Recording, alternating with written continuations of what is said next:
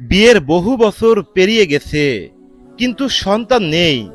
এটা অনেক দম্পতির জন্য জীবনের অনেক বড় পরীক্ষা। কেউ ডাক্তারের কাছে যাচ্ছেন, কেউ তাবিজ কবজের পিছনে ছুটছেন, আবার কেউ দুঃখে একাকী কাঁদছেন। কিন্তু জানেন কি, কুরআন হাদিসে এমন কিছু দোয়া ও আমল আছে যেগুলো করলে আল্লাহর রহমতে সন্তান লাভ সম্ভব হতে পারে। আজকের ভিডিওতে আমরা সেইগুলি আলোচনা করব ইনশাআল্লাহ।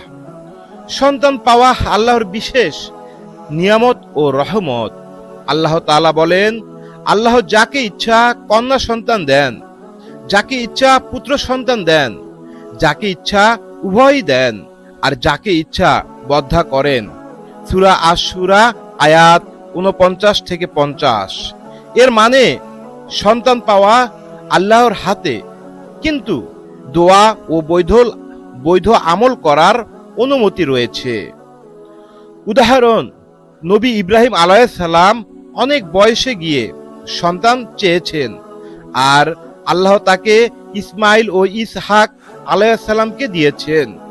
নবী জাকারিয়া আলাইহিস সালাম বৃদ্ধ বয়সে দোয়া করেছেন, আল্লাহ তাকে ইয়াহইয়া আলাইহিস সালাম দান দিয়েছেন। হযরত জাকারিয়া আলাইহিস সালামের দোয়া যা করেছেন, হে আল্লাহ, হে আমার প্রভু, তুমি আমাকে তোমার পক্ষ থেকে উত্তম সন্তান দান করো, নিশ্চয়ই তুমি দোয়া শোনো। সূরা আল ইমরান আয়াত ৩৮। প্রতিদিন ৫ ওয়াক্ত নামাজ শেষে ১১ বার এই আমল করা যেতে পারে।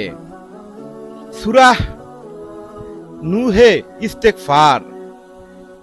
তোমরা তোমাদের রবের কাছে ক্ষমা চাও, তিনি তোমাদের উপর আকাশ থেকে প্রচুর বর্ষণ করবেন এবং তোমাদের ধন সম্পদ ও সন্তান দ্বারা সাহায্য করবেন। সূরা নূহ আয়াত ১০ থেকে ১২। প্রতিদিন কমপক্ষে ১০০ বার ইস্তিগফার পড়া খুবই উপকারী। সূরা আল ফুরকানের দোয়া। হে আমার প্রভু, আমাদের স্ত্রী ও সন্তানদের আমাদের চোখের শীতলতা দান করো। সূরা আল ফুরকান আয়াত ৭৪। সন্তান লাভ ও নেক সন্তান পাওয়ার জন্য বিশেষ দোয়া করতে পারি। হাদিসে এসেছে, শেষ রাতে আল্লাহ বলেন, কেউ কি আসো, আমার কাছে কিছু চাইবে, আমি দেব। সন্তান চাওয়ার জন্য এই সময় কান্নাকাটি করা খুবই কার্যকর।